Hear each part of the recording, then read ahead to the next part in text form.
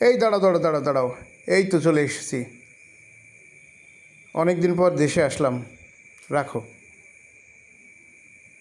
এই এই নাও তোমার টাকা।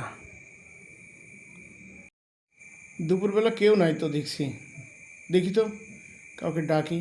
ভাই, বড় ভাই, বড় ভাই। কে আবার এই দুপুর বেলা করে কে আসলো বাড়িতে, বাড়ির গেটে কে? বড় ভাই, কে আসলো? কে বাইরে কে? বড় ভাই খুলেন, আমি তারিক। আরে হ্যাঁ বড় ভাই। আরে তুই হ্যাঁ, তুই প্রবাস থেকে কখন আসলি? এই হঠাৎ করে চলে আসলাম। হঠাৎ করে চলে আসলি মানে? আমার শারীরিক অবস্থা খুব খারাপ ভাই, বেশ কিছুদিন খুব খারাপ যাচ্ছিল, আমি বাড়িতে জানাইনি। এটাকে জানাতে হবে না তোর খারাপ অবস্থা? জানাইনি, তোমরা কষ্ট পাবা এই জন্য। না না না, তুই হঠাৎ করে তো চলে আসতে পারিস না। অনেকদিনই তো ছিলাম, তোমাদের দেখতে খুব মন চাচ্ছিল। আমাদের মন চাইলে তো হবে না। তুই এত কষ্ট করে বিদেশ গেছিস, তো এত কষ্ট করে আমি টাকা পয়সা খরচ করে তোকে বিদেশ পাঠাইছি, তোর টাকা পয়সা শোধই হলো না, আর তুই হঠাৎ করে চলে আসলি, এটা তো ভালো দেখায় না।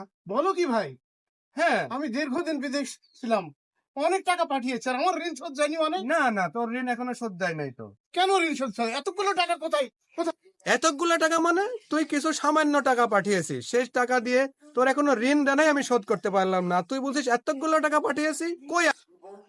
সামান্য কোটি টাকা? আমি এতগুলো টাকা পাঠালাম, দিনের পর দিন তুমি কথা বলেছো আমার সঙ্গে, টাকা পেয়ে আমার সাথে কথা বলেছো, আমার মাথার ঘাম পায়ে ফেলে আমি দিনের পর দিন টাকা পাঠিয়েছি, আর তুমি বলছো সামান্য টাকা? ভাই, আচ্ছা ভাই, আমি খুব ক্লান্ত, চলো বাড়ির ভিতরে যাই। না, বাড়ির ভিতরে যাবি মানে? বাড়ি তো তোর না, তোর তো আর বাড়ি নাই। বলো কি, না, তোর আর বাড়ি নাই। আমি বাড়ির ভিতরে যেতে পারবো না? না, তুই আবার যেখান থেকে আসছিস তোর পর তুই মেপে নে।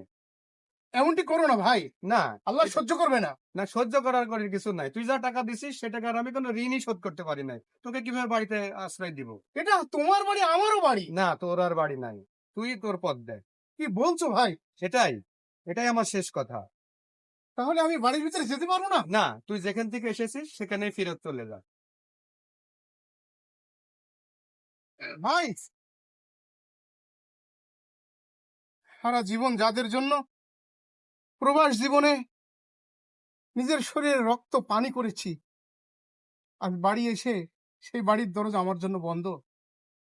প্রবাস জীবনটা কি এমনই?